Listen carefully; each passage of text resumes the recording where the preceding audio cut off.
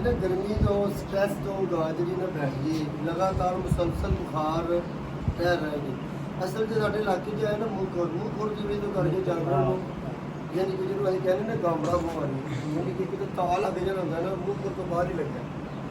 असल च ता मूँह खुर की गर्मी जी ना मूँह खुर की गर्मी होने आ महसूस हो गई यानी कि जून के अंदर जाके जुलाई अगस्त सितंबर तक जाके डगर गर्मी फेस करनी चाहिए ਇਹਦੇ ਚ ਅਸੀਂ ਦਵਾਰੇ ਜੀ ਵਿਟਾਮਿਨ ਸੀ ਗਲੂਕੋਨ ਡੀ ਇਹ लगातार एनापाइन इंजेक्शन लाता पेन किलर कवर करने वास्ते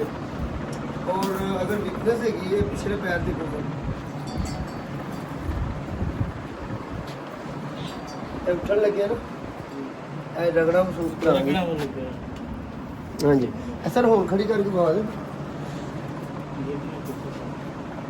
स्ट्रेस से रह के जी ना डाउनर को सिंड्रोम से चलेगी वीकनेस होगी पिछला जोड़ा इन्हें कार्ड है इन्हें की पिछलियाँ दोनों लत्तां जड़ियां वो वीक हो गए हत्ता के आहिस्ता आहिस्ता पैरालिसिस यानी कि फालजी कंडीशन चलना से कहने वो उस तरफ जा रही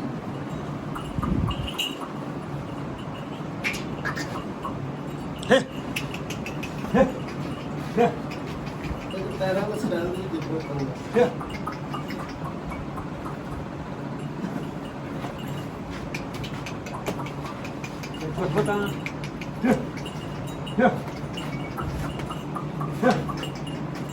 Taat po.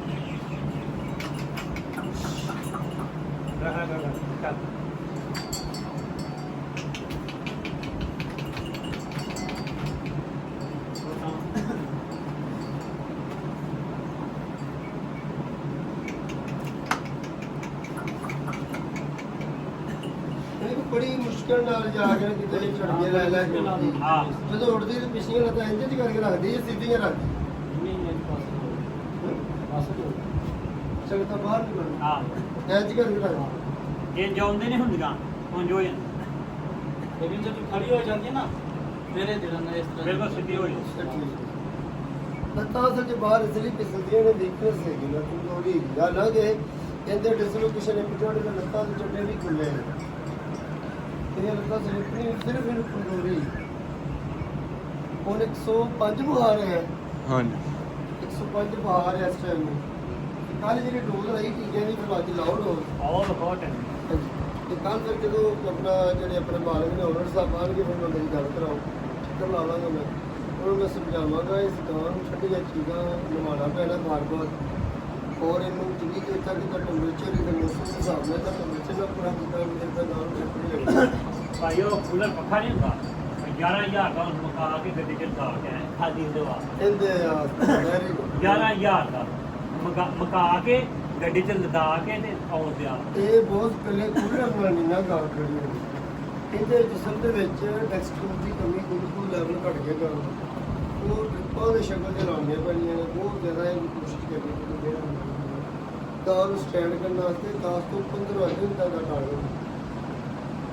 ਇੱਕ ਦੀ ਖੁਰਾਕ ਨਾਲ ਇਹਨੇ ਸਟੈਂਡ ਨਹੀਂ ਹੋਣਾ ਔਰ ਉਸ ਤੋਂ ਬਾਅਦ ਦੀ ਗਾਂ ਦੀ ਪੂਰੀ ਕੇਜ ਨਿਗਰਾਨੀ ਰੱਖਣੀ ਪੈਂਦੀ ਹੈ ਤਾਂ ਕਿ ਗਾਂ ਦੁਬਾਰਾ ਡਿੱਗੇ ਇਹ ਗਰਮੀਆਂ ਦੇ 2 ਮਹੀਨੇ ਚ ਇਹਦੇ ਵਾਸਤੇ ਬੜਾ ਇਮਤਿਹਾਨ ਨਾਲ ਜਿੰਨੇ ਸਭ ਨੂੰ ਤੁਸੀਂ ਮਿਲੇ 2 ਮਿੰਟ ਤੇ ਨਿਕਲ ਗਿਆ ਫਿਰ ਸਰਦੀ ਕਰਦਾ ਹਾਂ ਬਹੁਤ ਦੇਖੋ ਜੀ ਪਰਲੀ ਗਾਂ ਹਿੱਲਣ ਡਈ ਇਹ ਠੰਡ ਦੇਖੋ ਜਦੋਂ ਗਰਮੀ ਮਹਿਸੂਸ ਕਰਦੀ ਤਾਂ ਹਿੱਲਦੇ ਨੇ ਦੋ ਮੈਂ ਹਿੱਲਦੀ ਜਾਨਵਰ ਪੂਰਾ ਇੰਜ ਹਿੱਲਦਾ ਹਾਂ